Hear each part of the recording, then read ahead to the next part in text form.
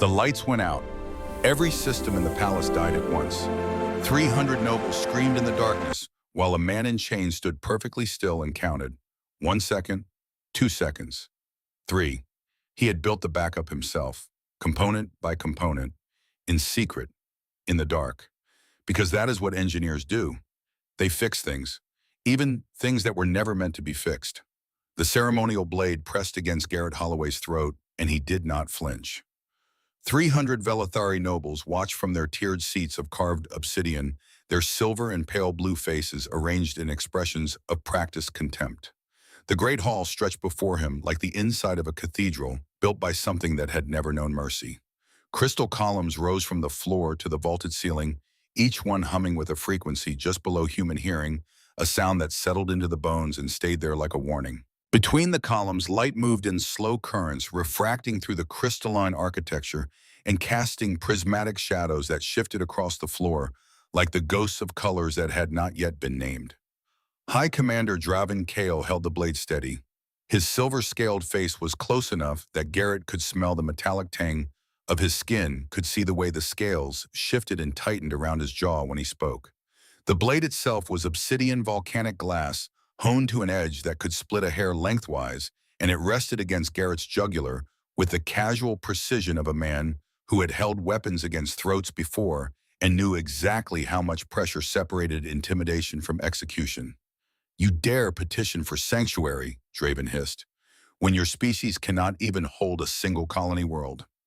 Garrett kept his eyes forward, fixed on the empty throne at the far end of the hall.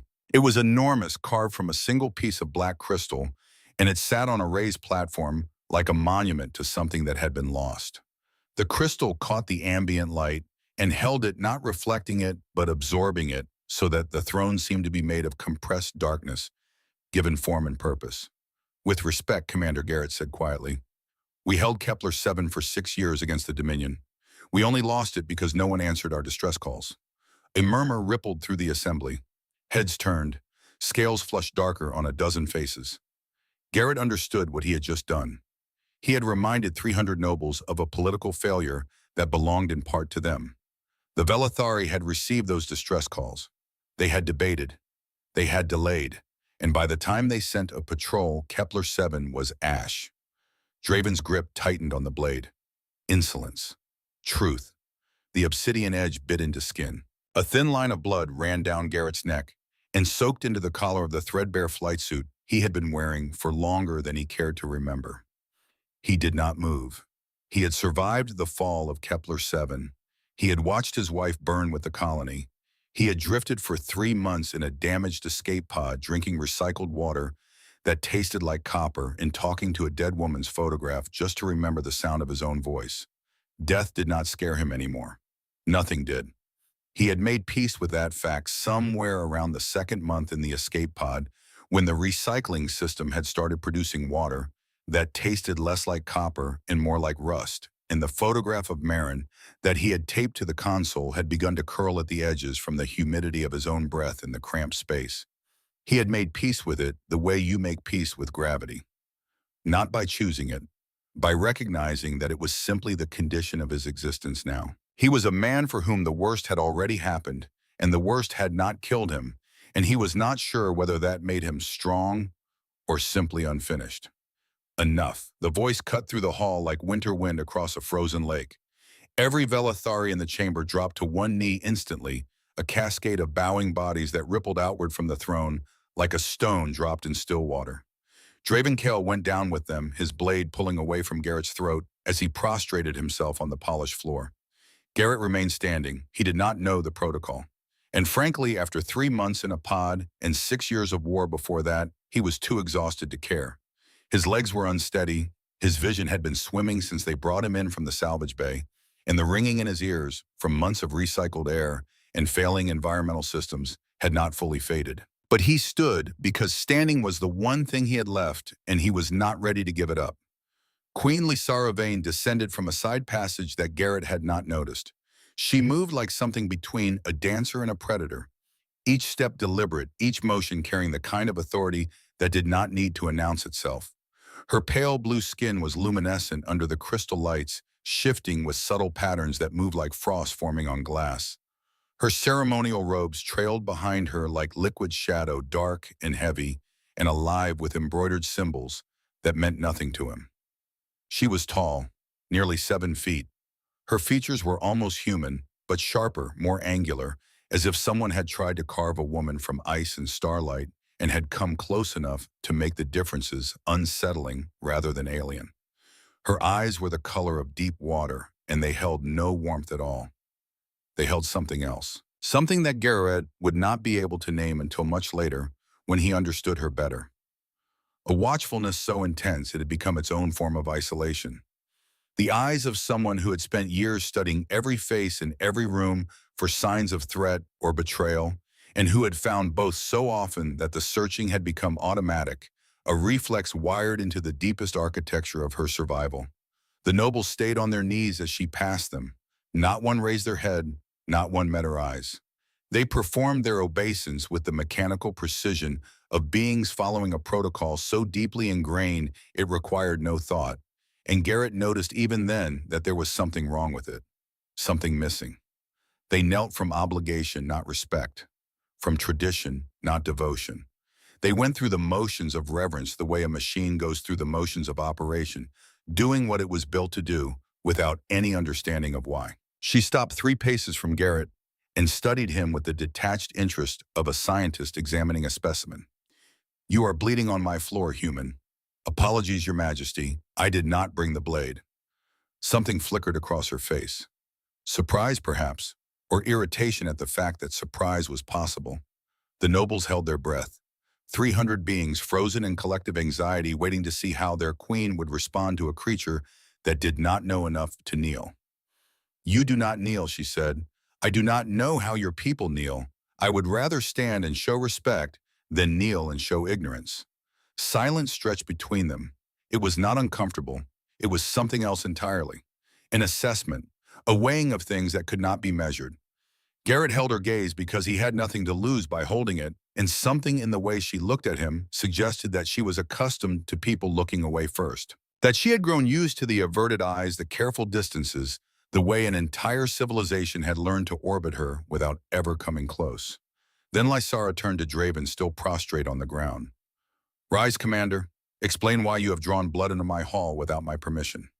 Draven stood. His scales had flushed darker, almost charcoal. "The human demanded sanctuary, my queen. He has nothing to offer. No fleet, no resources, no connections. He is worthless." "I did not demand," Garrett said. "I asked." "There is a difference." Lysara's gaze returned to him. "And what would you offer for sanctuary, human? What do you have?" Garrett considered the question honestly. He had nothing. His ship was scrap metal in a Velethari salvage yard. His people were scattered refugees across a dozen systems, unwanted and unremembered. Marin was ash. His homeworld was 3 generations of faster-than-light travel away and wanted nothing to do with the colonies it had abandoned. He had the clothes he was wearing, and the knowledge in his head, and the scars on his hands, and absolutely nothing else. "Labor," he said, finally. "I can work. I'm an engineer. I can fix things." Laughter erupted from the nobles, low, cruel, dismissive. The sound of beings who had never known desperation mocking someone who had never known anything else. Draven's smile showed too many teeth. "We have machines for labor, human. We have engineers born to castes higher than your entire species. Then I have nothing. But I am asking anyway." Lysara raised one hand. The laughter stopped as though she had reached into every throat and closed it. The silence that followed was absolute. Not a single noble shifted in their seat. Not a single robe rustled. It was the silence of absolute authority exercised without effort, and Garrett understood in that moment that whatever else Lysara Vane might be, she was not the figurehead that Draven's contempt suggested. "Leave us." Draven's eyes widened. "My queen protocol demands that. Leave us." The command left no room for argument. It was not loud. It did not need to be. Lysara Vane had ruled the Velethari Empire for 23 years, 11 of them alone, and the weight of those years lived in her voice like sediment at the bottom of a river. The nobles filed out in rigid formation, their robes whispering against the crystal floor. Draven Kale was last, and the look he gave Garrett as he passed was not anger. It was something colder, a promise held in reserve, a calculation filed away for future use. Garrett had seen that look before on the faces of siege commanders who had lost a skirmish, but not a war. The great doors sealed behind them with a sound like a tomb closing. Lysara circled Garrett slowly. She studied him from every angle, the way a sculptor might study a block of stone before deciding whether it held anything worth carving. He stood still and let her look. He had nothing to hide. He had nothing left at all. You are not afraid, she said finally. No, why, I have already lost everything, Your Majesty. Fear requires something left to lose. She stopped in front of him, close enough that he could see the subtle patterns in her skin shifting, could feel the faint cold that radiated from her like heat from a furnace in reverse. Her biology was different from his in ways he could catalog but not fully comprehend. The cold that came off her was not illness or poor circulation. It was simply what she was. My advisors will demand I execute you for the insult you have shown today. Probably, you are not going to apologize. For what? Telling the truth standing when I did not know to kneel, bleeding on your floor. He shook his head slowly. I will apologize for genuine offenses, but I will not apologize for existing. Lysara was silent for a long moment. Her expression gave nothing away. She was watching him with an intensity that he would later recognize as the desperate attention of someone encountering something they had almost stopped believing existed. Honesty without agenda. Words spoken without the calculus of advantage. Then she spoke and her voice was barely above a whisper. I am coming to your room tonight. The words landed in Garrett's chest like a fist. His heart lurched and then stopped, hung suspended in a silence that lasted a lifetime compressed into a single second. You will be given quarters in the Eastern Wing. Basic accommodations. Tonight after the third moon rises, I will come to you. We will speak privately. Her expression remained unreadable, a mask worn so long it had become indistinguishable from the face beneath it. Tell no one. If you do, I will deny it, and you will be executed for slander against the crown. Why, Garrett managed. Because you are the first person in 11 years to stand in my presence and speak without calculating advantage. She turned away from him, her robe swept across the blood-stained floor, or erasing the evidence of what Draven had done as though it had never happened. Do not mistake this for affection, human. I am curious. Nothing more. The doors opened. Guards entered to escort him away. As Garrett was led from the hall, he caught one last glimpse of the queen standing alone before her empty throne. She had not sat in it. She stood beside it, one hand resting on the armrest, and in her posture he recognized something that he had seen in his own reflection during those 3 months in the pod. Loneliness. The kind that had gone so deep it had become structural. Load-bearing. The kind that, if you removed it, suddenly might bring the whole person down. The quarters were sparse, a bed with a thin mattress, a table of carved stone, a single window overlooking a garden unlike anything he had ever seen. Crystalline plants grew in geometric patterns, their translucent leaves catching the light and refracting it into spectrums that did not exist on Earth. As darkness fell and the first of the Velathari moons rose, the crystals began to sing. A soft, high sound like distant wind chimes played by a breeze that knew music. Garrett sat on the edge of the bed and pressed his hands together to keep them from shaking. It was not fear. It was the sudden absence of adrenaline, the crash that came after the body realized it was not going to die today. He looked at his hands. They were calloused and scarred, the hands of a man who had spent his life keeping machines alive. The knuckles on his right hand were still swollen from the last repair he had done on the escape pod, a desperate field weld on a cracked oxygen line using nothing but a soldering iron in language that would have made Marin cover their daughter's ears if their daughter had survived long enough to have ears worth covering. He stopped that thought, walled it off, put it in the place where he kept the things that would kill him if he looked at them directly. Marin. He closed his eyes. She came to him the way she always did, not as she had been at the end, not in the fire, but as she had been on the morning of their last day. Standing in the agricultural sector, with dirt on her knees and sunlight in her hair, looking up at him with an expression that said she knew something was coming, but had decided to be happy anyway. She was always doing that, deciding to be happy. It was the bravest thing about her, braver than the evacuation she had organized, braver than the routes she had planned, braver than staying behind to make sure the last transport was full before she tried to find a seat. He had kissed her forehead and gone to the engine room, and that was the last time. The third moon rose. Blue-white light spilled through the window and turned the room into something that looked like the inside of a glacier. The crystal garden changed its pitch, harmonizing with the new light in a way that felt less like nature and more like intention. A section of the wall slid open silently. No mechanism that Garrett could see, no seam that he had noticed. One moment the wall was solid stone and the next Lysaravean was stepping through it like a ghost walking through the boundary between worlds. She wore simpler robes than before. Without the ceremonial weight, she looked smaller. The towering queen who had commanded 300 nobles into silence was gone. In her place was a woman who looked tired in a way that sleep could not fix. The patterns on her skin moved more slowly now, a calm tide rather than the sharp frost of her public appearance, and her hair, which had been bound in an elaborate formal arrangement, hung loose around her shoulders. It was dark, nearly black, with threads of silver that caught the moonlight. "You are actually here," Garrett said. "You doubted me. I considered the possibility that this was an elaborate test to see if I would try to escape." The corner of her mouth twitched. It was not quite a smile.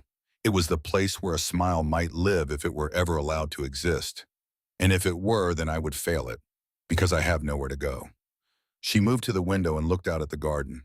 In the moonlight, the crystalline plants cast shadows that moved like living things, and their song was louder now, filling the room with a sound that was almost language. "How did your wife die?" The question hit him like a blade, clean and precise, and aimed at something vital. Garrett took a breath and held it until the shaking stopped. When the Dominion broke through our orbital defense, they did not invade. They burned everything from orbit. Surgical strikes on infrastructure first, then systematic incineration of every populated zone. Marin was in the agricultural sector trying to coordinate evacuations. She was getting people onto transports, organizing routes, keeping everyone calm. He stared at his hands. "I was in the engine room of the last transport trying to keep it running long enough to break atmosphere. The port thruster coupling was failing.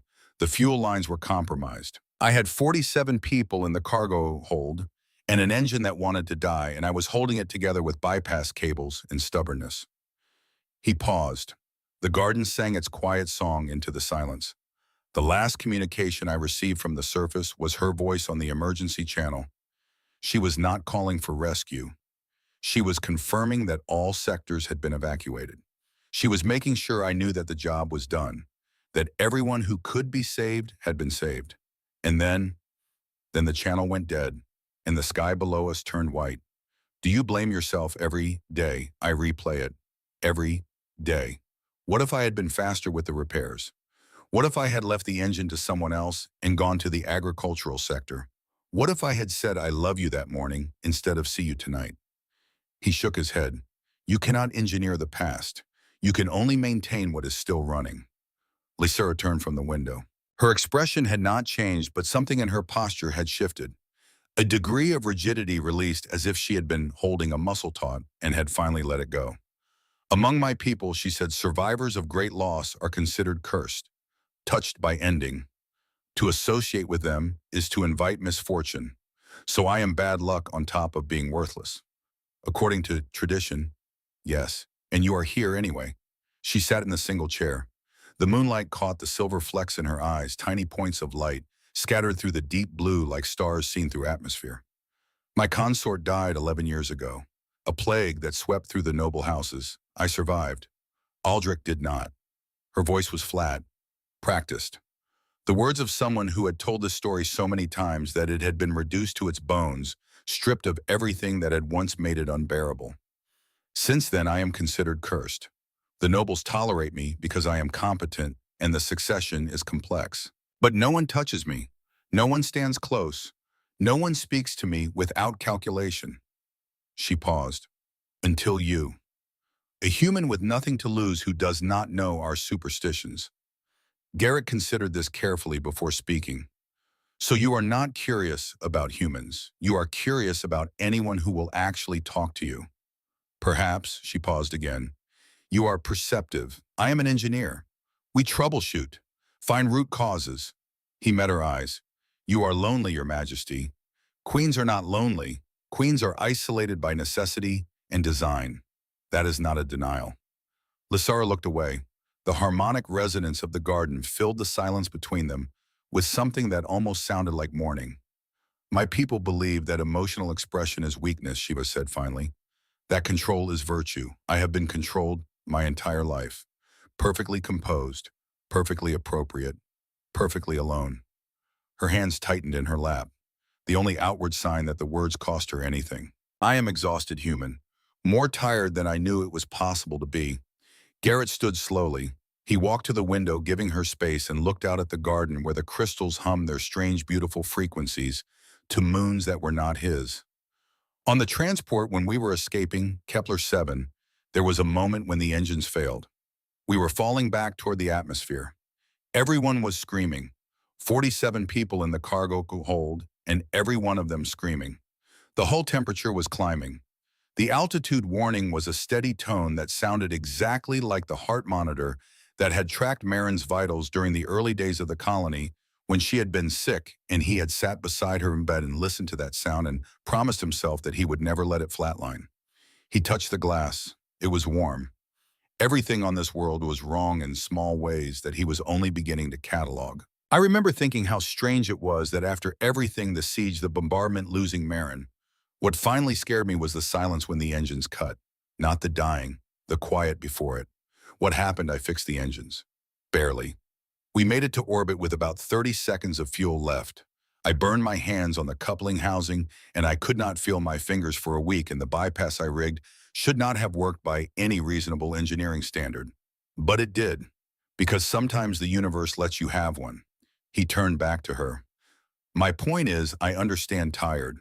I understand being so exhausted that dying seems simpler than continuing. But I also understand that sometimes you fix the engine anyway because there are people depending on you. Lysara was quiet for a long time. The moonlight moved across the floor between them like a slow tide. You did not fix the engine for yourself. No, for the 47 people in the cargo hold.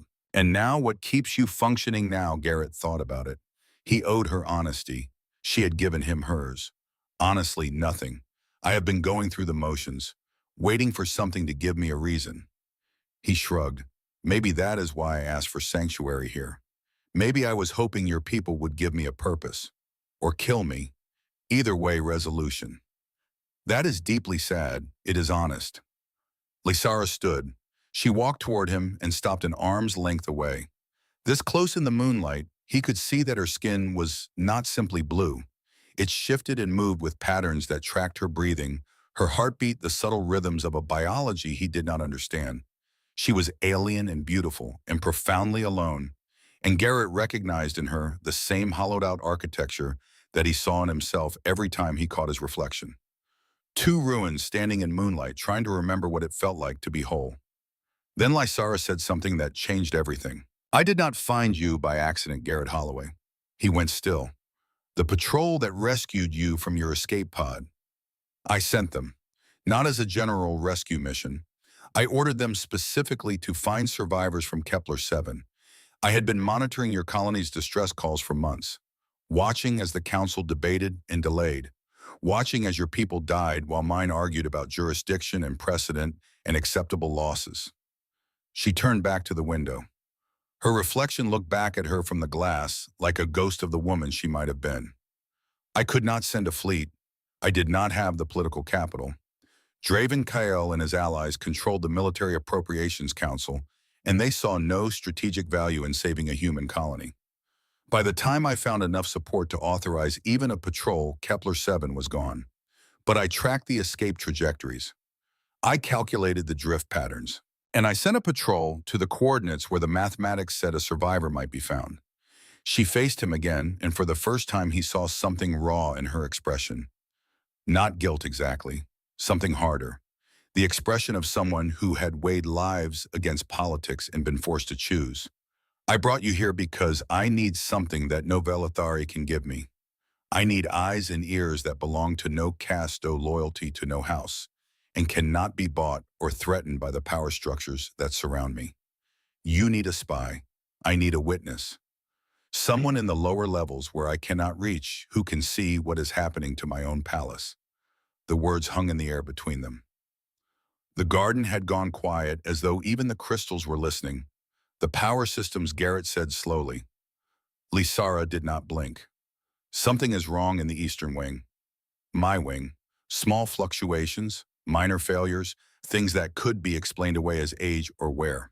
But they have been increasing. And my reports to the Engineering Oversight Committee, which Draven Kale controls, have produced nothing. You think someone is sabotaging your systems? I think someone has been slowly, carefully, patiently creating conditions in which my death would appear to be an accident. And I think it has been happening for a very long time. The third moon had reached its apex. The light in the room was at its brightest, cold and blue and merciless, and in that light, Garrett saw the queen clearly for the first time. Not as a monarch, not as an alien.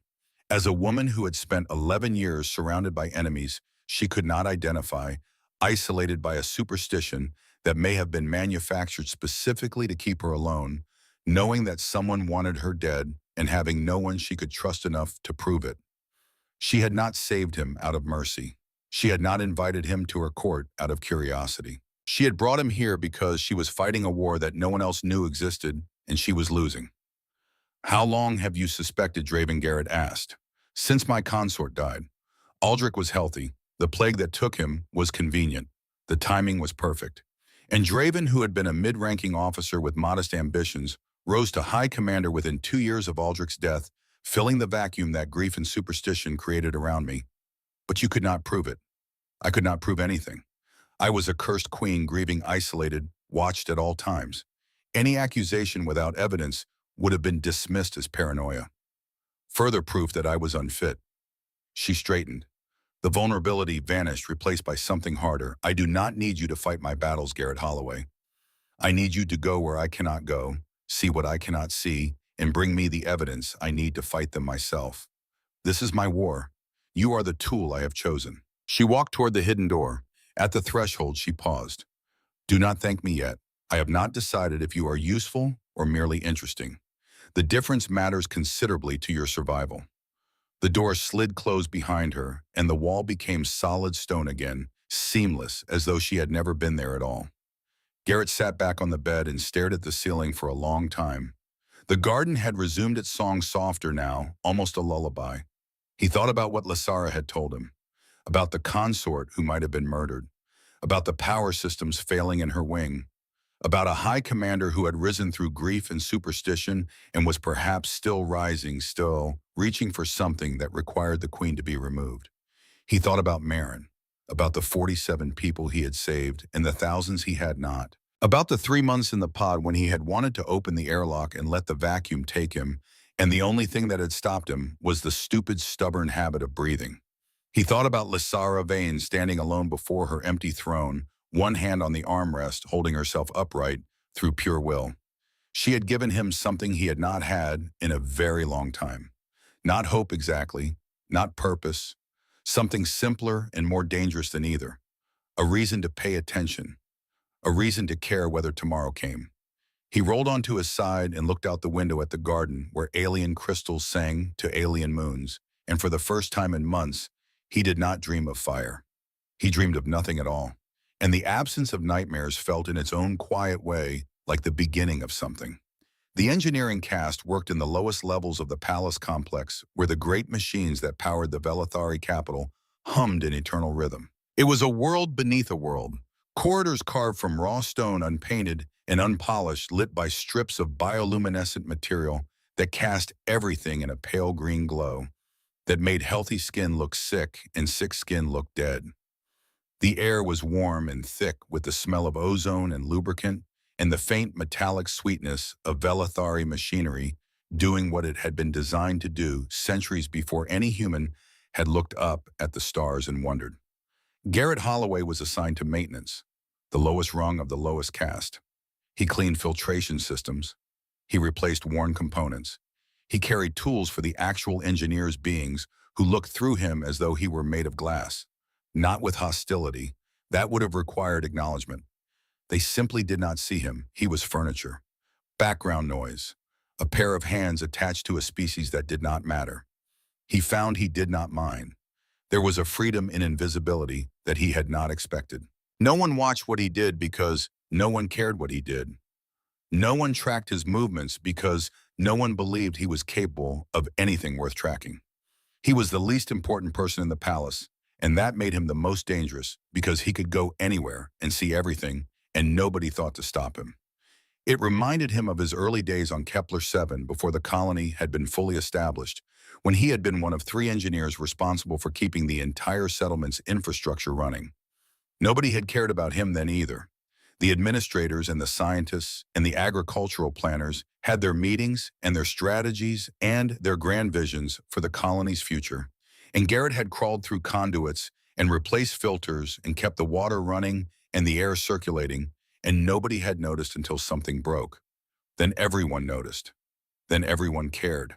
And when it was fixed, they forgot again because that was the nature of infrastructure. When it worked, it was invisible. When it failed, it was everything. He learned the rhythms of the palace in those first weeks, the way the shift changes happened at precise intervals synchronized to the rotation of the 3 moons, the way information moved through the caste system like water through channels flowing downward from the noble houses, through the administrative layers, and into the engineering depths where it arrived filtered and delayed and stripped of anything that might give the lower castes ideas above their station. He learned which supervisors were fair and which were cruel, which sections were maintained with pride and which were held together by luck and improvisation and the stubborn refusal of old machines to die. He learned the names of the components in the logic of the systems, and he found that Velethari engineering, for all its elegance, followed the same fundamental principles as human engineering.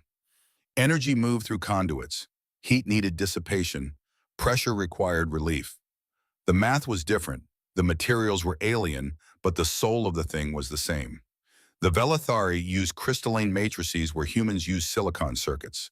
They routed power through biological conduits that grew and healed themselves, a technology so advanced it made human engineering look like cave drawings by comparison. But the principles held. Systems had load tolerances. Components had failure modes. And when something was wrong, the machinery told you if you knew how to listen. Garrett knew how to listen. It was the only thing he had ever been truly good at. Marin used to tease him about it. She would be telling him about her day, about the new cultivar she was developing, or the irrigation dispute she had mediated, and he would suddenly hold up a hand and say, "Do you hear that?" And she would listen and hear nothing, and he would say, "Exactly." The compressor in Sector 4 just stopped cycling, and he would kiss her on the cheek and disappear into the maintenance tunnels for 3 hours, and she would shake her head and smile and save his dinner. He missed that. He missed being known by someone who found his obsessions endearing rather than strange. Machines wanted to work. You just had to listen to what they were telling you. And what the machines in the Eastern Wing were telling him was that something was very wrong. It started with the power regulation. Small fluctuations barely noticeable unless you were looking for them. A microdrop in voltage here, a thermal spike there, the kind of variations that any single one could be explained by age or wear, or the normal entropy of complex systems. But Garrett had spent 6 years maintaining the infrastructure of Kepler-7 during a siege, and he had learned that patterns mattered more than incidents. 1 fluctuation was noise.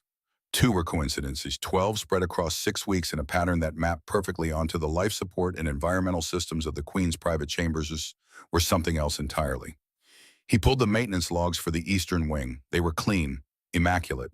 Every inspection completed on schedule, every component rated within acceptable parameters, every system certified as fully operational. But when he cross-referenced the logs against the actual readings from the sensors, he could access the numbers did not match. The logs said the power regulation was stable. The sensors said it was degrading. Someone was filing reports that described a reality that did not exist. He knew what that looked like. On Kepler-7, in the final months before the Dominion assault, he had seen the same pattern. Systems that looked fine on paper but were hemorrhaging capability in practice. The difference was that on Kepler-7, the degradation had been caused by a siege. Here it was being caused by someone on the inside. Garrett filed his own report through proper channels. He documented the discrepancies, clearly included the sensor data, and submitted it to the Engineering Oversight Committee. Nothing happened. He filed another report, more detailed, more urgent, included projected failure timelines based on the rate of degradation he was observing. Nothing. He filed a third, This time he flagged it as a safety concern with potential impact on the royal residence. It disappeared from the system entirely. Not rejected, not archived, erased as though it had never been submitted. The Engineering Oversight Committee was chaired by Commander Draven Kale. On the fourth week, Garrett broke protocol. The Queen's private garden was forbidden to all but her personal staff. It occupied a terrace on the eastern side of the palace, enclosed by walls of living crystal that grew and shifted with the seasons, and it was the one place in the entire complex where Lysara Vane could be alone without guards standing within earshot. Garrett had mapped the guard rotations during his first 2 weeks. He had identified the maintenance access points that connected the lower engineering levels to the upper residential floors. He had timed the shift changes down to the second. He slipped through a service hatch during the third shift rotation, climbed 2 levels through a ventilation shaft that was not designed for human shoulders, and emerged into the garden through a panel that had not been opened in years. The seal cracked when he pushed it, releasing air that smelled of dust and neglect, and he stepped through into a different world. The garden was beautiful in a way that made his chest ache. Crystalline plants grew in spiraling formations, their translucent structures catching the moonlight and breaking it into colors that had no names in any human language. The air was cool and clean and carried the soft, high sound of the crystals like wind chimes played by something that understood harmony at a molecular level. Small organisms that might have been insects or might have been something else entirely drifted between the formations, their bodies glowing with a faint bioluminescence that left trails of light in the air behind them like the memory of movement. Lysara was sitting on a bench at the center of the garden. She was still dressed in formal robes from some ceremony, heavy and ornate, and clearly uncomfortable. She looked like a woman who had been performing a role for so long that she had forgotten how to stop even when the audience was gone. "You should not be here," she said without turning. "The power regulation in your wing is failing. I filed reports. They are being ignored." She turned. The moonlight caught the silver flecks in her eyes, and Garrett saw something there that he had not seen before. Not surprise. Recognition. The expression of someone hearing confirmation of something they had long suspected but could not prove. "You risked execution to tell me about engineering problems. I risked execution because someone is deliberately burying the reports. And that means someone wants your systems to fail. That is not an engineering problem, Your Majesty. That is a threat." The crystalline formations filled the silence between them with their strange harmonic chord. Lysara stood and walked toward him, and he saw the way she moved differently here in her private space. Less ceremony, less performance. Just a woman carrying a weight that would have broken most people years ago. "Show me." They moved through the maintenance quarters together. The Queen of the Velithari Empire following a human laborer through the guts of her own palace, through passages that she had never seen past machines that kept her world alive and that she had never been permitted to understand. Garrett showed her the readings, the patterns, the signs of deliberate neglect disguised as routine wear. He pulled up the falsified maintenance logs side by side with the actual sensor data, and he watched her face as she processed the gap between what she had been told and what was real. She did not panic. She did not rage. She absorbed the information the way a general absorbs a battlefield report, with the focused calm of someone who has been expecting bad news and is almost relieved to finally have it confirmed. "Draven controls the Engineering Oversight Committee," Lysara said quietly. Her voice was steady, but her hands were not. "I know. You are suggesting he is trying to kill me.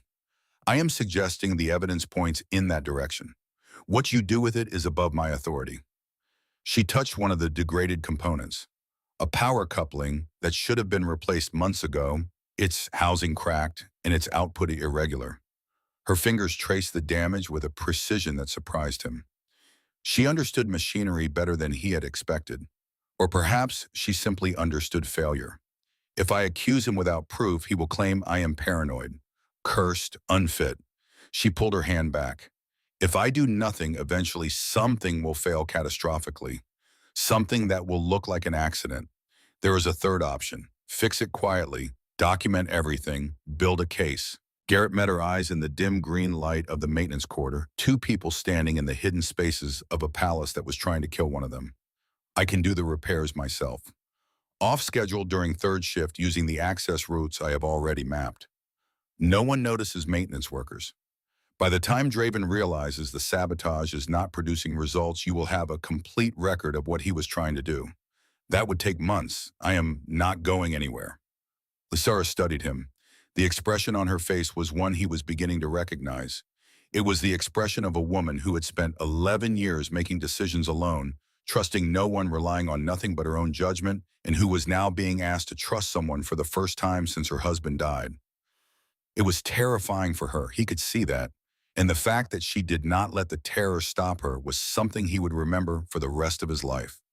"You will do this," she said. "You will repair what you can and document what you find, but you will bring everything to me. Every reading, every log, every discrepancy. I will build the case. I will decide when and how to use it." She straightened. The queen was back, and the vulnerability was gone, locked away behind walls of composure that had been built and reinforced over 11 years of survival. "And I will conduct my own investigation from above. Draven believes I am weak, isolated, broken by grief and superstition. I will let him continue to believe that. I will play the cursed queen, the fragile monarch who cannot be bothered with details of governance. I will attend ceremonies and sign documents and sit on my throne looking tragic and irrelevant. And while he grows confident, while he stops being careful, I will watch.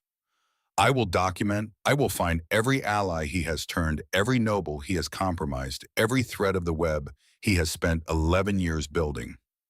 "This is your war," Garrett said. "Yes, it is. And you are the weapon I did not know I needed." She turned and walked away through the corridor, her ceremonial robes dragging against the rough stone floor, and the contrast between the finery she wore and the ugliness of the place she walked through seemed to Garrett like a metaphor for everything about her life.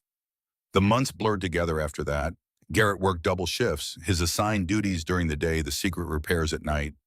He moved through the maintenance quarters like a ghost, replacing degraded components, rerouting power flows, installing backup systems that he built from salvaged parts in ingenuity and the stubborn engineering philosophy that had kept Kepler-7 alive for 6 years against impossible odds. He documented everything. Every sabotage component photographed and cataloged. Every falsified maintenance log preserved alongside the real data. Every chain of authority traced backward through the bureaucracy to its origin point in Draven Kale's oversight committee. It was meticulous work, tedious, exhausting. The kind of work that required patience measured not in hours but in weeks, and attention to detail so granular that it felt like a form of meditation. He would spend an entire night shift on a single junction, testing every connection, mapping every deviation from spec, recording every serial number and installation date and maintenance history. The data accumulated slowly, the way sediment accumulates at the bottom of a river, each individual grain. Insignificant, the whole thing gradually becoming something with weight and substance and undeniable shape. The hardest part was not the physical labor or the sleep deprivation or the constant risk of discovery. The hardest part was the loneliness of it. Working alone in the dark, surrounded by machines that did not care who fixed them, knowing that if he was caught, no one in the engineering cast would mourn him or even remember his name within a week. He was invisible by design, and invisibility, which had been useful at first, became its own kind of prison as the months wore on. But then he would return to his quarters and find a data crystal on his table left through the hidden passage containing Lysara's latest intelligence from above. And he would read her observations, her analysis, her careful cataloging of political dynamics that he could not see from the depths, and he would feel less alone. Not because she was present, because she was working. Because somewhere above him, in the glittering chambers of a court that had abandoned her a queen, was fighting with the same patience and precision that he brought to a corroded power coupling. They were two engineers working on the same broken machine from opposite ends, and the fact that they could not see each other did not mean they were not connected, and it felt like purpose. Lysara conducted her own campaign from the heights of the palace. She watched Garrett's reports coming in through encrypted channels and supplemented them with intelligence gathered from her own observations. She attended council meetings with an expression of distant melancholy, asking few questions, challenging nothing, allowing Draven and his allies to dominate discussion after discussion, while she mapped their network with the patience of a cartographer charting hostile territory. She held private audiences with nobles she suspected of loyalty not to her cause but to the institution of the monarchy itself. She never told them what she knew. She simply listened, asked careful questions, and noted who spoke well of Draven and who did not. Who had benefited from the past 11 years and who had been marginalized. Who might stand with her when the time came and who would need to be neutralized. She was methodical about it in a way that Garrett found both impressive and heartbreaking. She kept records in a cipher of her own invention, written in a dead dialect of the Velathari language that only she and the palace archivist could read, and the archivist did not know she was using it. She cross-referenced loyalty indicators against house alliances, mapped the flow of political favors, the way a hydrologist maps the flow of water through a watershed, and identified the pressure points where a single conversation or a single gesture might redirect an entire stream of influence. She did all of this while maintaining the performance of a broken queen. She attended ceremonies with the vacant expression of a woman who had stopped caring. She signed documents with the mechanical compliance of a monarch going through motions she no longer understood. She sat at dinners where no one sat near her and showed no sign that the empty chairs bothered her. It was the greatest act of sustained deception Garrett had ever witnessed, and it was powered not by ambition or rage, but by the cold, patient determination of a woman who had decided that the truth mattered more than her own comfort and was willing to wait as long as necessary to prove it. She was building an army without anyone knowing there was a war. It was remarkable to watch even from the outside. Garrett would receive her reports through the encrypted channels she had established, brief summaries of council dynamics and noble house positions, and he would marvel at the precision of her analysis. She tracked favors owed and debts unpaid with the same meticulous attention he applied to power flow diagrams. She mapped relationships between houses the way he mapped conduit networks, identifying bottlenecks and vulnerabilities and redundancies. He realized, an engineer of a different kind. She built and maintained systems made of people instead of machines, and the principles were not so different. Trust was load-bearing, loyalty required maintenance, and betrayal like corrosion was always easier to prevent than to repair. There were nights when her reports contained nothing operational, just observations. She described a council meeting where Draven had argued for increased military spending, and three of his allies had disagreed not openly, but with the careful silence of people who were beginning to question whether the winning side would keep winning. She described a dinner where a noble from a neutral house had sat one seat closer to her than protocol required, a gesture so small it would have been invisible to anyone who was not keeping count. Lysara was keeping count. She had been keeping count for 11 years, and in the spaces between there were the nights. Lysara came to him irregularly, unpredictably, always through hidden passages and always alone. They talked in his quarters or in the garden or in the maintenance corridors where no one went during third shift, and they talked about everything, her world and his, the politics of empire and the engineering of starships, the colony he had lost and the husband she had mourned. The way grief changed shape over time but never changed size, just rearranged itself into configurations that were sometimes bearable and sometimes not. She told him about Aldrich, how they had been paired through political arrangement but had grown into something real, how he had been the only person who could make her laugh without performing, how the plague had taken him in 3 days, burning through his body with a speed that the physicians called unprecedented, and how she had held his hand at the end and felt his life leave him like heat leaving metal. She told him about the moment after, when the physicians had stepped back and the room had gone quiet, and she had sat alone with his body for 3 hours before anyone came to check on her. 3 hours in which she understood with a clarity that would never fully fade that she was completely and irreversibly alone. She told him about the 11 years after, the way the court had pulled away from her like a tide retreating, the whispers about the curse, the growing isolation that she now understood had been not just superstition but strategy, Draven's patient cultivation of her loneliness as a political weapon. How she had attended state dinners where no one sat within 3 chairs of her. How she had walked corridors where people pressed themselves against the walls to avoid contact. How she had spent night after night in this garden talking to the crystals because they were the only things that did not flinch when she came near.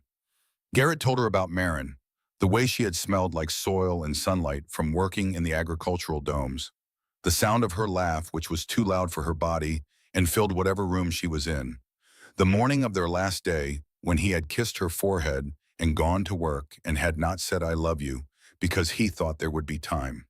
There was always supposed to be more time. He told her about Kepler-7 before the siege, the community they had built from nothing on a world that had not been designed for human habitation. The way the first year had been brutal, the environmental systems failing constantly, the agricultural domes leaking atmosphere, the water recyclers producing liquid that tasted like it had been filtered through the hull of a decommissioned transport ship. But they had built it anyway. They had fought the planet and the equipment and the indifference of the homeworld that had sent them out and forgotten them, and they had made something real. A town, a community, a place where children played in the corridors and engineers argued about load tolerances at dinner, and someone had planted a garden of earth flowers in a pressurized dome just to prove it could be done. He told her about the festivals they held during the binary sunsets when the sky turned colors that no Earth artist had ever imagined, and everyone would gather on the observation deck and just watch. Marin had loved those sunsets. She had said they were proof that the universe wanted people to pay attention. They did not touch. After that first night, Lysara maintained a careful distance. Among the Velathari touch transferred curse and fortune alike, and she would not risk contaminating him further, she said. He understood that the real reason was different. She was afraid, not of the curse, but of needing someone again, of allowing herself to depend on another person and then losing them the way she had lost Aldrich. But one night in the crystal garden under the light of all three moons, they were sitting together on the bench where he had first found her. They had been talking about the repairs, about the evidence, about the slow, patient work of building a case against a man who had been building his own case for 11 years. And then they had stopped talking, and the silence was not empty. It was full of everything they had not said and might never say, and both understood anyway. Lysara reached out and touched his hand, brief, feather light, barely contact at all. Her fingers against his for perhaps 2 seconds before she pulled away. Her skin was cool the way it always was, and the patterns on her fingers shifted at the contact, a ripple of frost light that spread from the point where their skin met and radiated up her arm before fading. It was a biological response, involuntary, the Velathari equivalent of a blush or a shiver, and she looked at it with an expression of surprise as though her own body had betrayed a truth she had not been ready to speak. Among a people who believed touch was sacred and dangerous, who had not touched their queen in 11 years, it was the most intimate thing she had ever done. Among humans, it would have been nothing. A brush of fingers, barely worth noticing. But Garrett was an engineer, and engineers understood that significance was not determined by scale. The micro drop in voltage that preceded a cascade failure.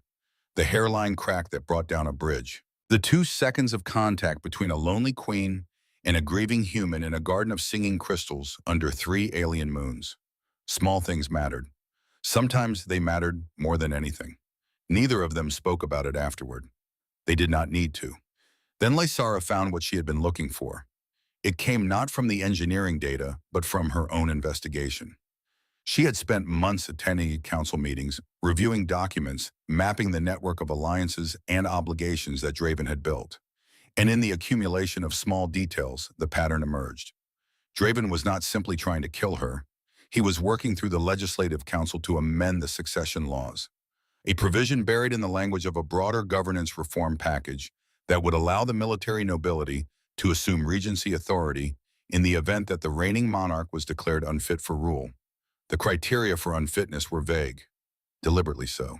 Mental instability, spiritual contamination, prolonged inability to produce an heir, any of which could be applied to a queen who was widely believed to be cursed, who had been isolated for 11 years, who had no children and no consort and no political allies willing to stand publicly beside her. Draven did not need her dead. Death was messy. Death invited investigation. Death created martyrs. He needed her removed, legally cleanly with the full authority of the council behind him. He needed 11 years of carefully cultivated isolation and superstition to reach their logical conclusion. A queen so broken, so cursed, so alone, that removing her from power would seem not like a coup, but like an act of mercy. The 11 years of loneliness had not been a byproduct of grief and superstition. They had been the weapon itself. Every unanswered letter, every empty seat at her table, every noble who crossed the corridor to avoid walking too close to her. All of it orchestrated, all of it deliberate. A siege that used silence instead of artillery and patience instead of force. Garrett understood sieges. He had survived one. He knew what it felt like when the walls held, but the supplies ran out. When the structure was intact, but everything inside it was starving. Lysura had been under siege for 11 years, and the enemy had been inside the walls the entire time wearing the uniform of an ally, and the weapon had been so subtle, so slow, so perfectly calibrated to look like the natural consequences of grief that even the victim had not recognized it for what it was.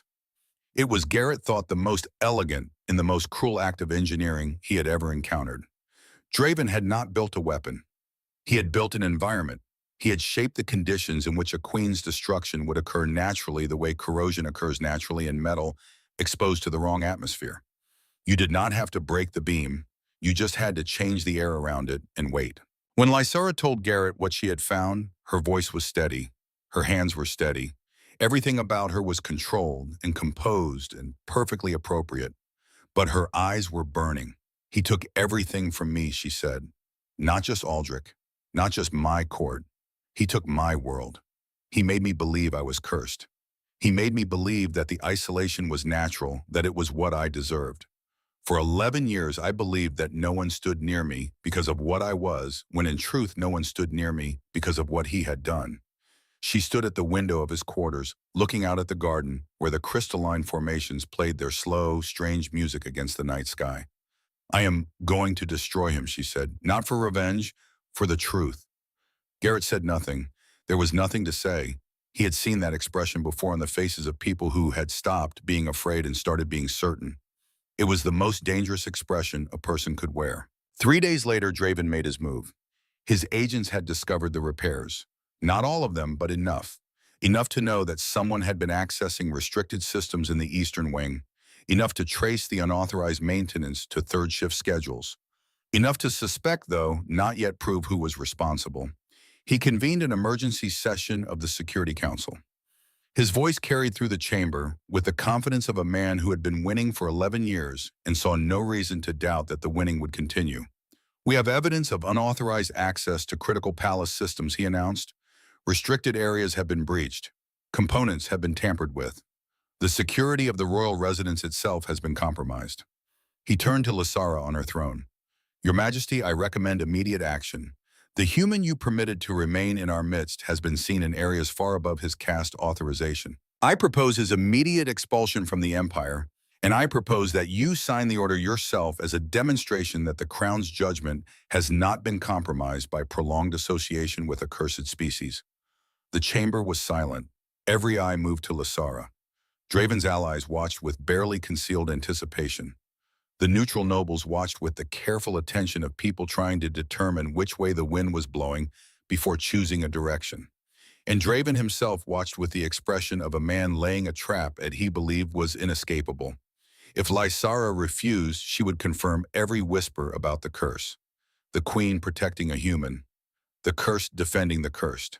It would give Draven exactly the ammunition he needed for his succession amendment.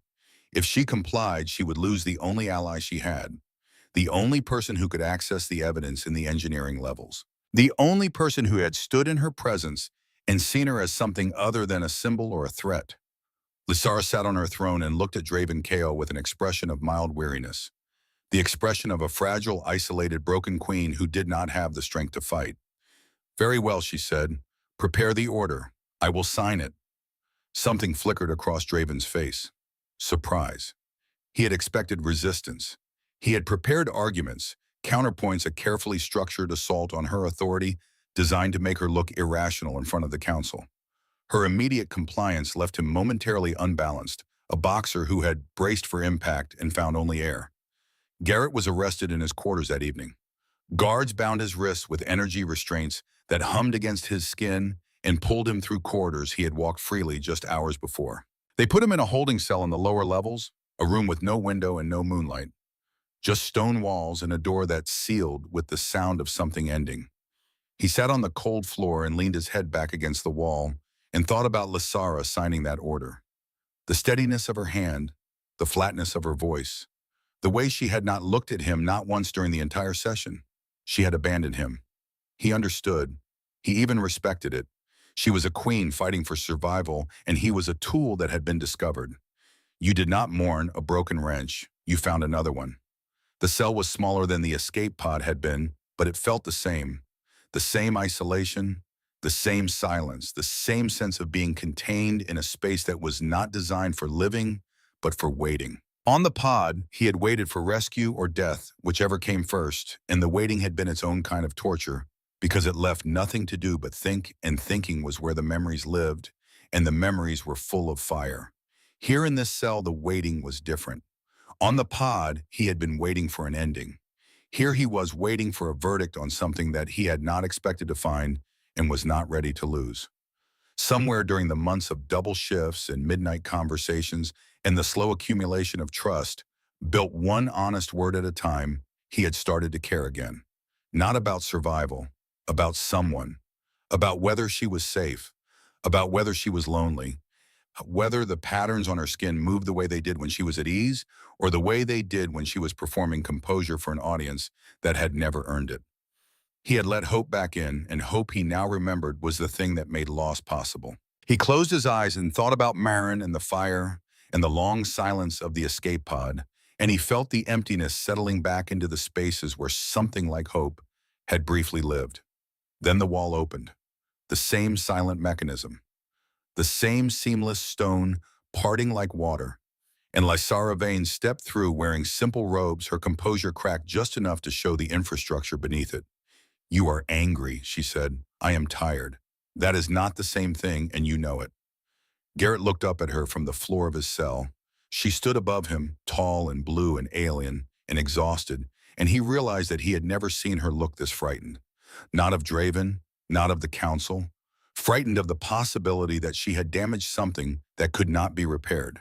"The order is a trap," she said. She sat down on the floor across from him, her robes pooling around her on the cold stone, and the queen vanished entirely. Just a woman sitting in a cell trying to explain.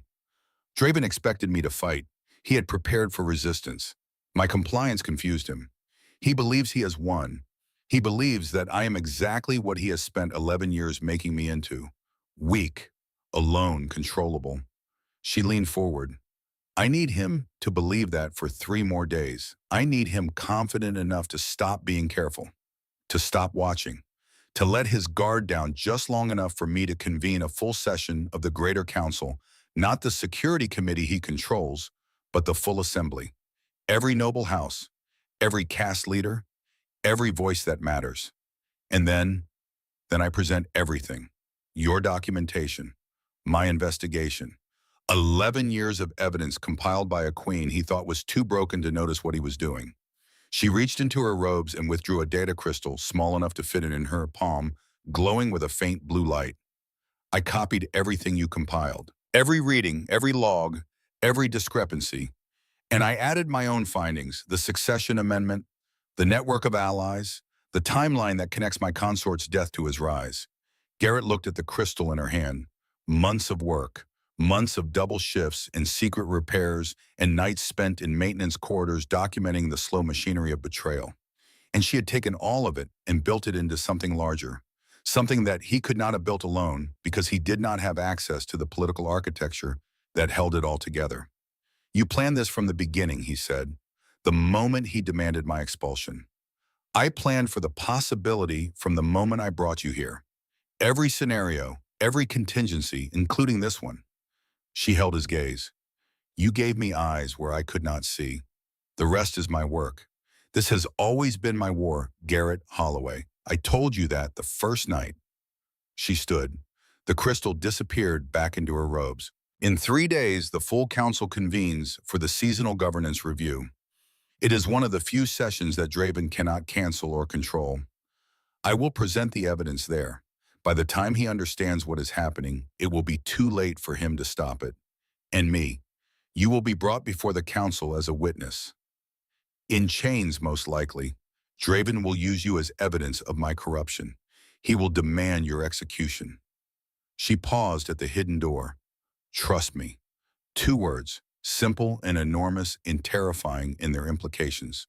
Trust was what you gave to people who could destroy you. Trust was what he had given to the universe when he had kissed Marin's forehead and gone to work. Trust was what Lysara had given to no one for 11 years until a bleeding human had stood in her hall and refused to kneel. I trust you, Garrett said. Lysara's expression shifted.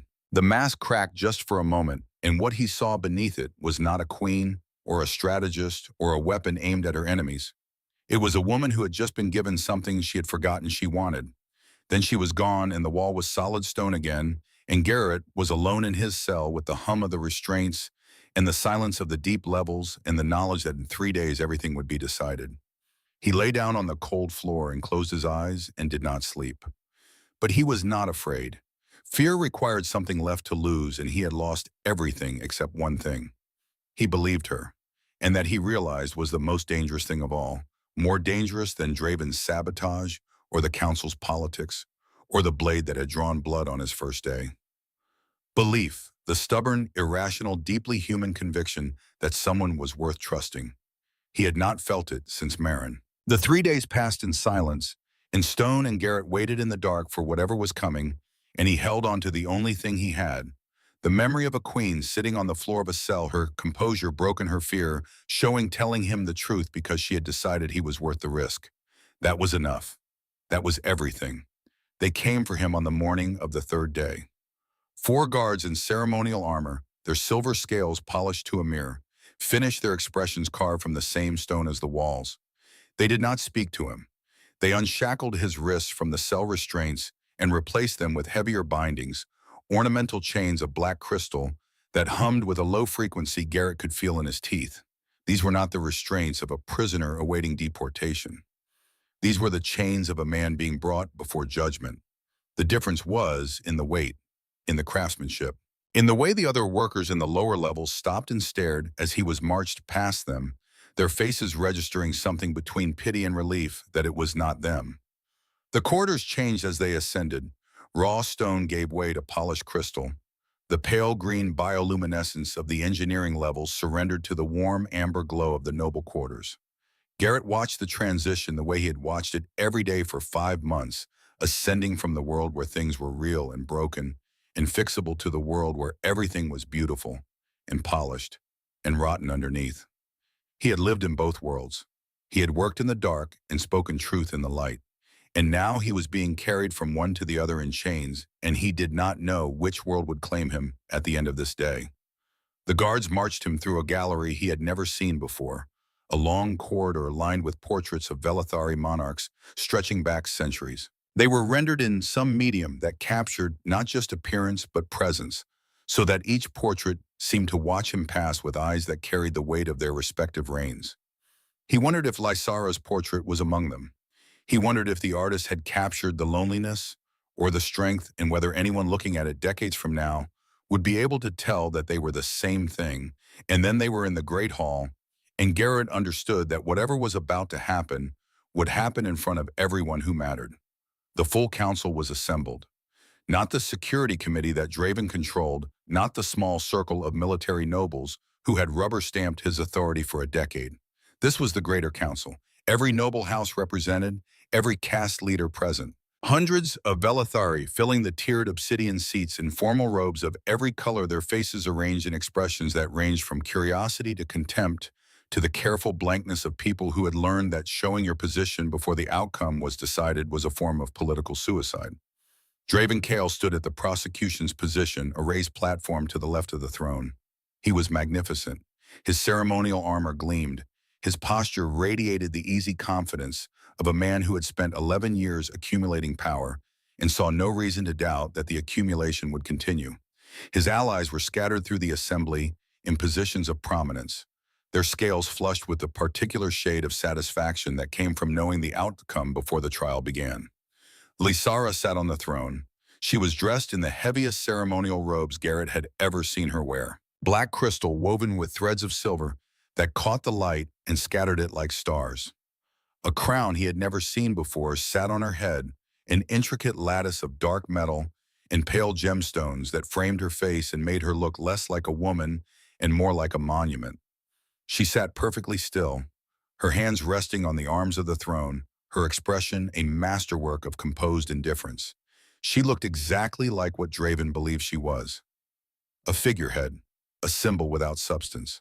A queen who had signed away her only ally without resistance and would sit quietly while the last traces of her authority were stripped away. Garrett was brought to the center of the chamber and forced to his knees. The chains pulled tight against his wrists, and the crystal floor was hard and cold beneath him. He kept his eyes forward the way he had on the first day, and he waited.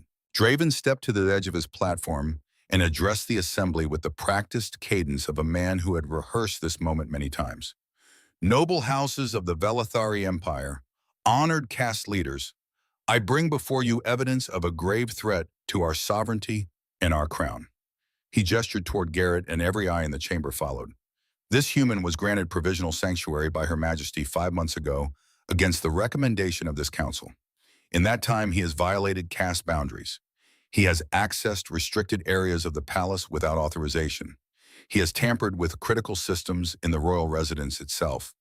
And we have evidence. Draven produced a data crystal that shimmered in his palm that he has been meeting secretly with the queen.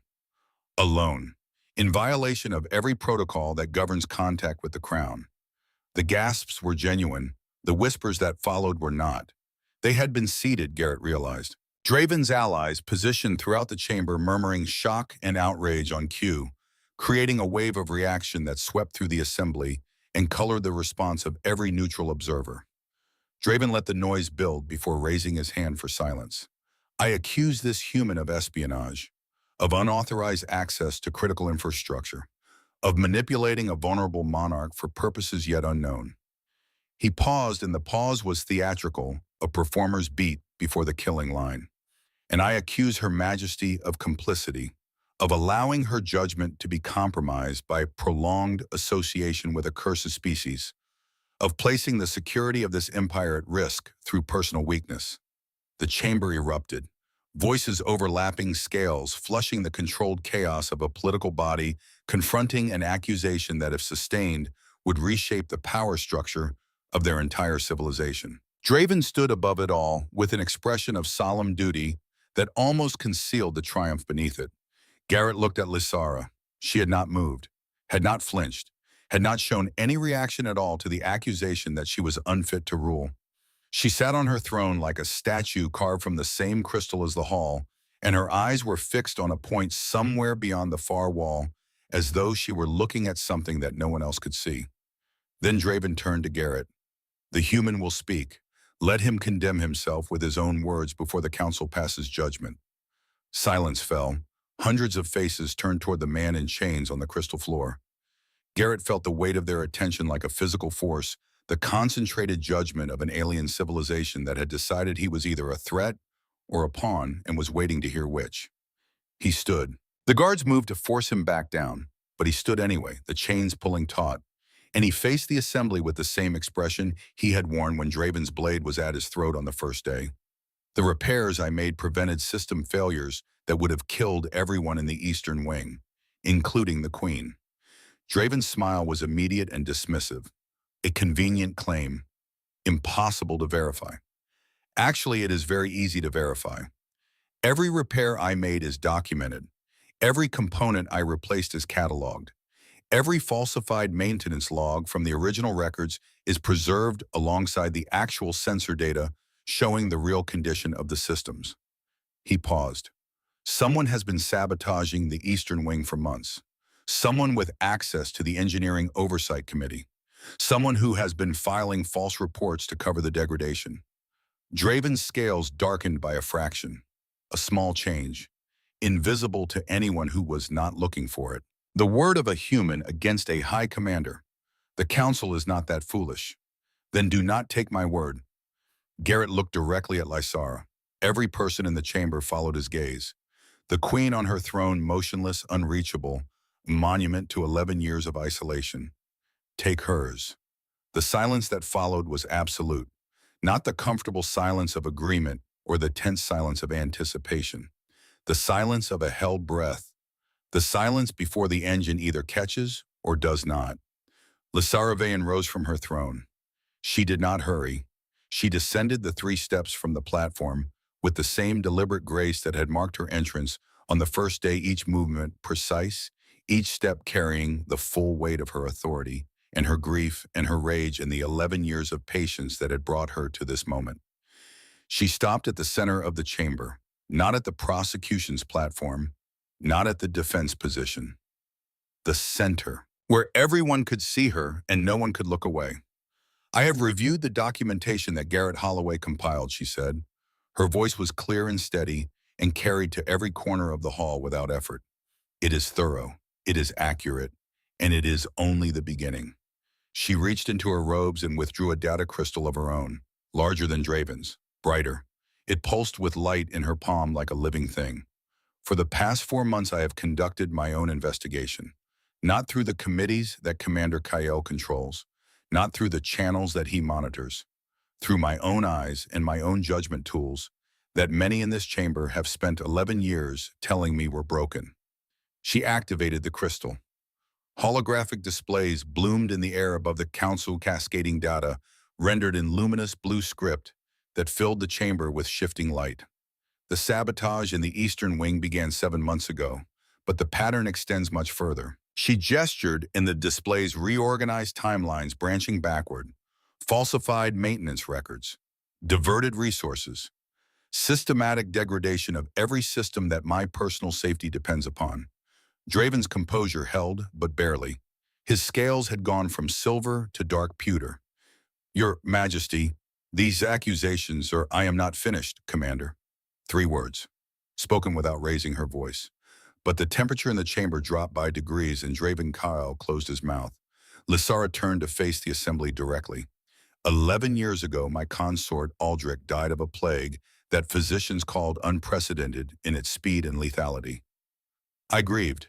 This court grieved with me, or so I believed. And then the whispers began.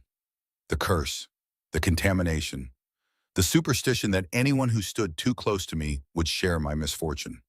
She moved through the chamber as she spoke, walking among the seated nobles, forcing them to turn and follow her, forcing them to see her. Not the crown, not the symbol.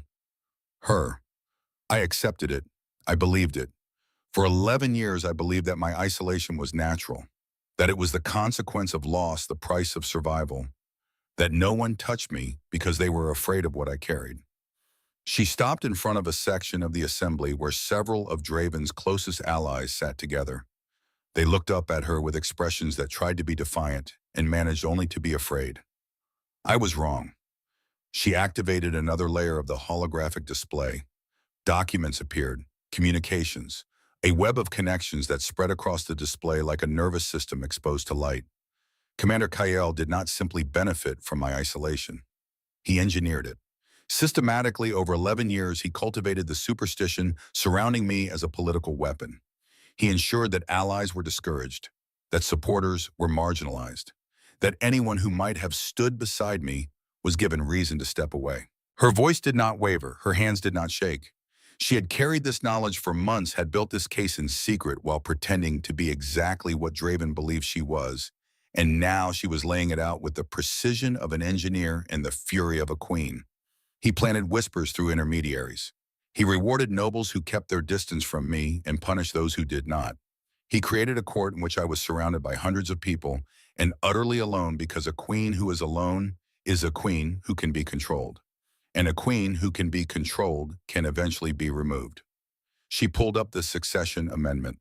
The document appeared in the air, its clauses highlighted, its implications laid bare. This provision, buried in a governance reform package currently before the Legislative Council, would allow the military nobility to assume regency authority if the reigning monarch is declared unfit. The criteria for unfitness include spiritual contamination, prolonged isolation, inability to maintain court relationships. She turned to face Draven directly. Every symptom of unfitness described in this amendment is a condition that you created. You did not just plan my removal, Commander. You built it, piece by piece, year by year. You turned my grief into a prison and my loneliness into evidence of incompetence. She let the words settle. Let the assembly absorb them. Let the holographic evidence glow above their heads like an accusation written in light. I sat in that throne for 11 years and believed that I was alone because something was wrong with me, that I was cursed, that the universe had marked me for suffering, and everyone who came too close would share it. Do you know what that does to a person, Commander? Do you know what it is like to believe that your very presence is poison? She was not performing now. The careful political calculation that had characterized her presentation of evidence was gone. This was something rawer, something that had been locked behind composure for over a decade and was now for the first time being spoken aloud in front of the people who should have heard it years ago. I stopped reaching out. I stopped asking for help. I stopped believing that connection was possible because every time I tried, there was another whisper, another empty chair, another turn back. And I thought it was the curse. I thought it was fate. She turned back to the assembly. It was not fate. It was strategy. And every one of you who participated, whether you knew what you were serving or not, is complicit in 11 years of cruelty that you call tradition. The chamber was absolutely silent, not the performative silence of political theater, the genuine silence of people confronting something they did not want to see. Draven stepped forward. His composure was cracking fissures, spreading through the mask of calm authority he had worn for so long.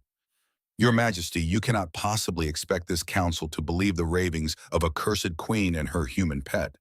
This is exactly the kind of irrational behavior that proves there is no curse. Lysara's voice rang through the chamber like a bell struck once and left to resonate. Every conversation stopped. Every whisper died. Every shuffling body went still. There is no curse, she repeated.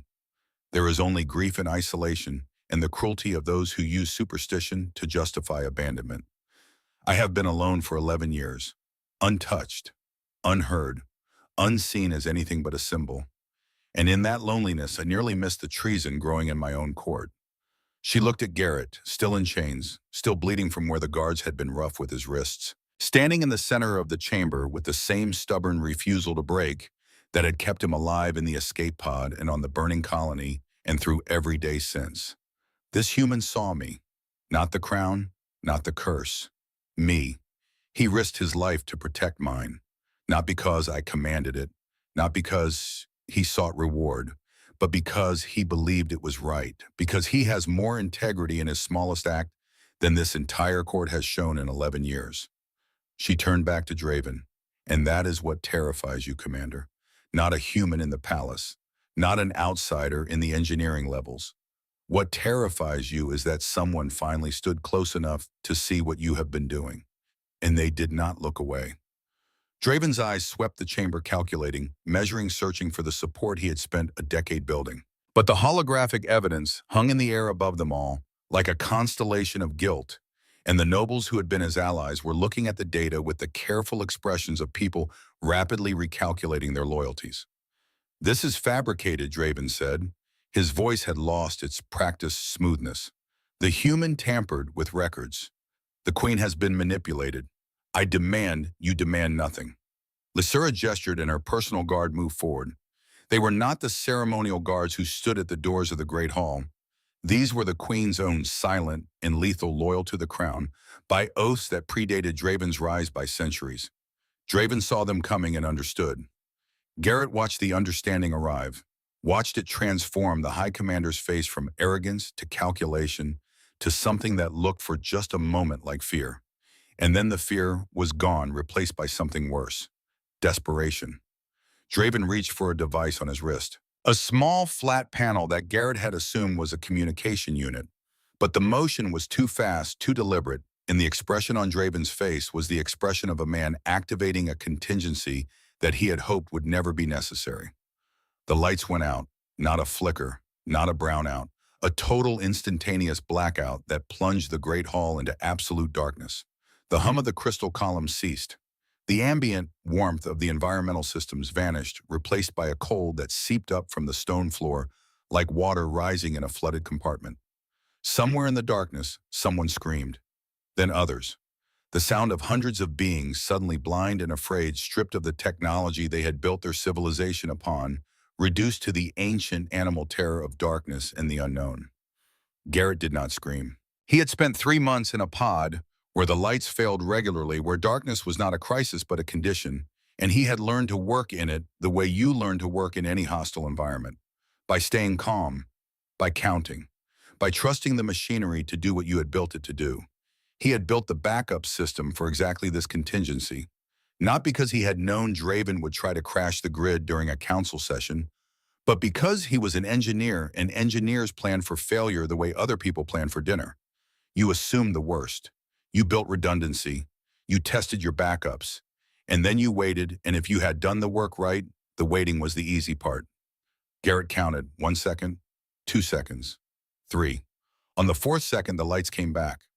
Not the original lights. These were different, cooler, slightly uneven. The illumination of a backup system that had not existed 3 months ago, because 3 months ago, Garrett Holloway had built it. Component by component during third shift using salvage parts and engineering principles that the Velathari considered beneath their notice. A human solution to a human problem, ugly and functional and alive. The hall blinked in the restored light. Nobles looked around in confusion. Guards gripped their weapons, and Draven Kale stood with his hand still on the device, his face showing the particular horror of a man who has pressed the button and nothing has happened. The primary grid, Garrett said into the silence.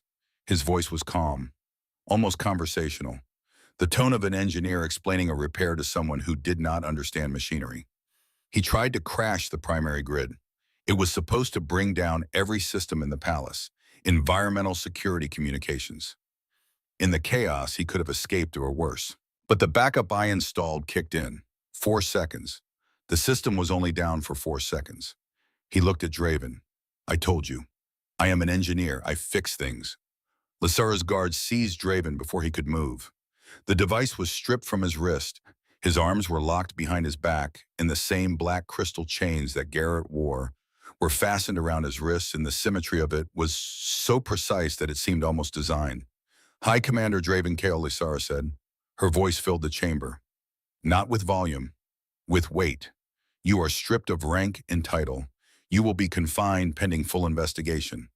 If the evidence supports the charges, and I believe it will, you will face execution for treason against the crown and attempted assassination of the sovereign. Draven screamed as they dragged him toward the doors. Incoherent things, accusations and threats, and desperate invocations of protocols and procedures that no longer applied to a man in chains. His allies in the assembly sat perfectly still, their faces performing the complex calculation of beings who were rapidly discovering that the winning side had changed and were trying to determine how quickly they could change with it. The doors closed behind Draven Kyle, and the screaming faded, and the silence that remained was not empty. It was full of the sound of something shifting, an order rearranging itself, a power structure that had held for 11 years cracking along lines that had been invisible until a queen decided to stop pretending they were not there. Lysara walked to where Garrett knelt. Release him. The chains fell away. His wrists were raw and bleeding, and his knees ached from the stone floor, and every muscle in his body carried the accumulated exhaustion of 5 months of double shifts and 3 days in a cell and a lifetime of losses that never seemed to end. He stood slowly. You saved me, Lysara said, quietly so only he could hear. Again. I just showed you what was there. You saved yourself? Perhaps. She reached up and touched his face. The contact sent a shockwave through the assembly. Heads turned, scales flushed. 300 Velathari watched their queen, their cursed and isolated and untouchable queen, place her hand against the cheek of a human in full view of the entire court, in full violation of every tradition that had kept her alone for 11 years, in full defiance of every whispered warning about contamination and misfortune and the terrible cost of standing too close to someone marked by loss. Her hand was cool against his skin. Her fingers trembled just slightly, the only outward sign of what this act was costing her. This man, she said, and now her voice was for the assembly, for the record, for history. This man saw me when this entire empire looked away. He stood in my presence without calculation. He risked his life to protect mine without expectation of reward. He has more courage in his quiet work than a decade of noble declarations from this council. She lowered her hand but did not step back. Some of you will say I have lost my mind, that the curse has taken me. that I am unfit to rule. Perhaps some of you believe that already. She paused. Others will see a queen who refused to die quietly, who found an ally in the last place anyone expected, who chose truth over tradition and connection over isolation. She looked at Garrett, and what do you see, human? The question was not for the assembly, it was for him, just for him. A private conversation held in front of 300 witnesses, intimate, despite the audience personal, despite the politics. I see a beginning, he said. Lysara was quiet for a moment. Something moved behind her eyes. Not the vulnerability he had seen in the garden, not the strategic composure she wore in council. Something new. Something that had been growing in the spaces between their midnight conversations and was only now in this moment finding its way to the surface. Among my people, this would be the moment for a declaration, a formal statement of intention. But I find that I am tired of formality, tired of performance, tired of every interaction following a script written by someone other than myself. She took a breath. And for the first time since he had known her, the architecture fell away. Not cracking, not breaking. Released. Deliberately set down the way you set down something heavy that you have carried for so long, you forgot your hands could hold anything else. Just a woman, tired and brave and asking for something she was not sure she was allowed to want. I would like to discover what we are, without expectation, without protocol. Can you accept that Garrett thought about Maren? Not the memory he always returned to, not the forehead in the engine room and the last time. A different memory. Earlier, the two of them sitting on the observation deck of Kepler-7 during the first year before the siege, watching a binary sunset paint the sky in colors that no Earth artist had ever imagined. She had said, "I think the universe wants us to pay attention." He had laughed. He was not laughing now, but he was paying attention again, and he thought she would have understood why. He thought about hope, how dangerous it was, how necessary. "I can accept that," he said. Lysara did not smile, but the lines around her eyes softened and the tension in her shoulders released by some small degree, and for just a moment she looked like a woman who had been holding a breath for 11 years and had finally remembered how to exhale. Then she turned to the assembly. The queen returned. The softness hardened into purpose, and her voice filled the chamber with the authority of someone who had earned the right to be heard through years of silence. There is no curse. There has never been a curse. There is only the story we tell ourselves to justify cruelty, and today that story ends. The assembly stirred. Some faces showed relief, the quiet exhalation of people who had never believed the superstition, but had lacked the courage to say so. Others showed anger, the tight-jawed resistance of those whose power depended on the old structures remaining intact. Most showed uncertainty, the careful blankness of people waiting to see what came next before deciding how to feel about it. Lysara did not wait for consensus. She did not ask for permission. The Engineering Oversight Committee is dissolved effective immediately. A new independent body will be established to audit every system in this palace, staffed by engineers chosen for competence, not caste. The succession amendment currently before the Legislative Council is withdrawn, and the cultural provisions regarding spiritual contamination will be formally reviewed, because I will not rule an empire that uses grief as a weapon and loneliness as a tool of control. The chamber erupted, voices overlapping, arguments forming and dissolving, the controlled chaos of a political body confronting the reality that the rules had changed and no one was quite sure what the new ones were. Some of Draven's former allies rose to protest. Others sat in calculated silence, already adapting. A small contingent near the back of the hall began to applaud, the sound thin and uncertain at first, then growing as others joined, not a majority, not yet, but enough. Enough to matter, enough to suggest that the tide, once it turned, might not turn back. Lysara stood in the center of it all and let the chaos wash over her. She did not try to control it. She did not demand silence. She let them argue and shout and recalibrate and begin the long, messy, necessary process of becoming something different. "This will cause problems," Garrett said quietly. He was standing beside her now, not behind her, not in front of her. Beside. Yes, they will fight the reforms. Some of them will never accept it. Some of them will not have to. They will age out.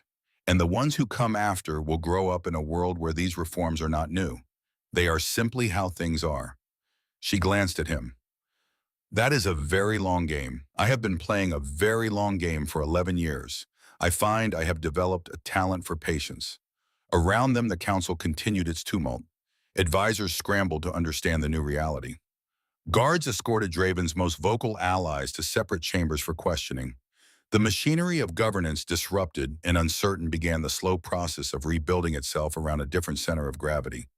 Garrett looked at the throne. The great seat of black crystal that Lysara had descended from at the beginning of this day and had not returned to since. She stood among her people now, on the same level, in the same light. He thought it suited her better. The days that followed were difficult, the kind of difficult that came not from crisis but from the harder work of reconstruction, the kind of difficult that tested patience rather than courage and demanded the unglamorous daily effort of showing up and doing the work when no one was watching and no dramatic speech was going to fix anything. Investigations were opened, evidence was processed, witnesses were interviewed. The full scope of Draven's network was larger than even Lysara had estimated. He had not simply built a circle of allies. He had constructed an entire parallel governance structure that operated in the spaces between the official institutions, a shadow court that made decisions through private channels and enforced compliance through favors and threats that never appeared in any record. Dismantling it was like removing a parasite that had grown into the host organism. Pull too fast and you damage what you were trying to save. Pull too slowly and the thing adapted and regrew. Draven Kale sat in the same cell where Garrett had spent 3 days, in the same silence pressed against the same walls, and the irony of it was lost on no one. Lysara worked without rest. She met with every noble house individually. She listened to grievances, answered challenges, made compromises, where compromise was possible and held firm where it was not. She was tireless and precise and occasionally terrifying, and Garrett watched her operate with an admiration that was not romantic, or not only romantic, but the deeper respect of someone watching a master engineer dismantle a broken machine and rebuild it into something that worked. There were moments that almost broke her.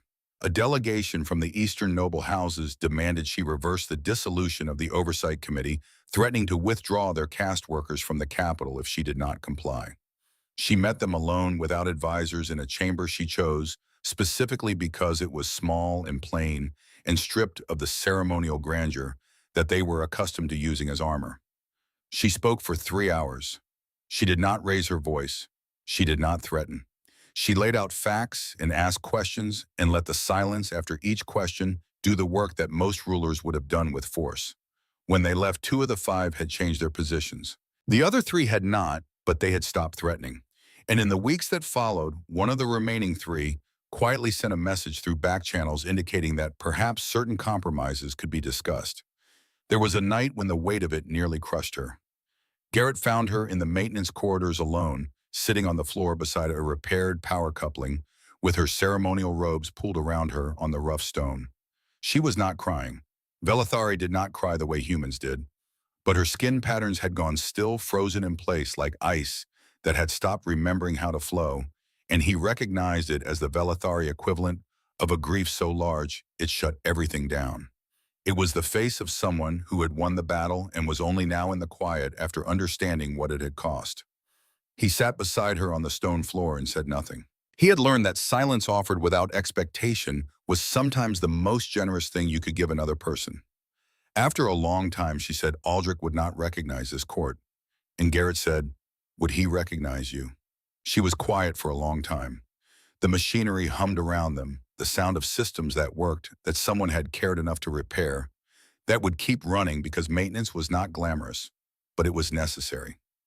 "I think he would," she said finally. "I think he would be frightened for me, and proud."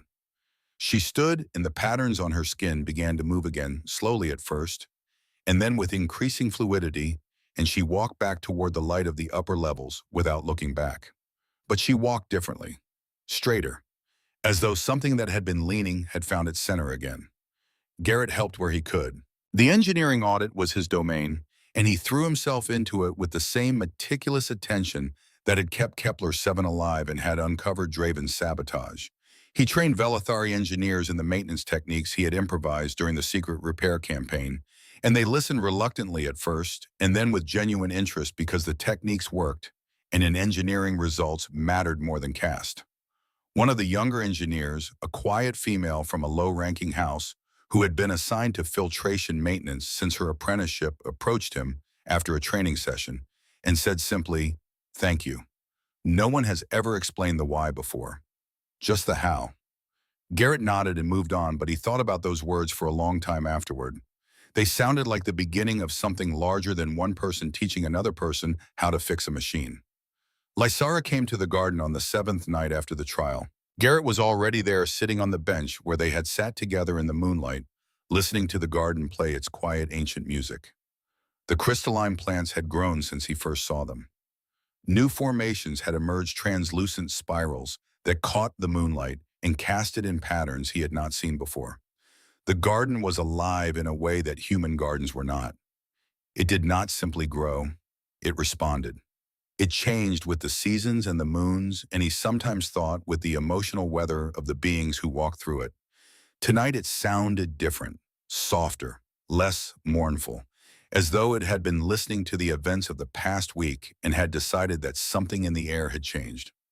She sat beside him, closer than protocol allowed, closer than tradition permitted, close enough that their shoulders almost touched, separated by an inch of air that felt more significant than the vast distances between stars.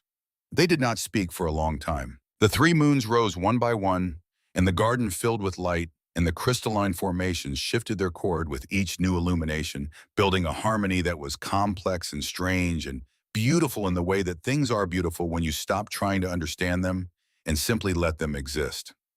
Garrett thought about something Marin had said once on a night when the binary sunset had been particularly spectacular, and everyone on the observation deck had been watching in silence. She had leaned against him and said, "You know what I love about sunsets? They are proof that endings can be beautiful." He had not understood then.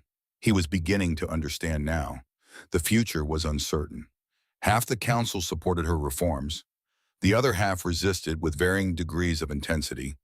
The power structures that Draven had built would take years to fully dismantle, and new threats would emerge to replace the old ones. The Velithari Empire was changing, and change was never clean, never simple, never finished.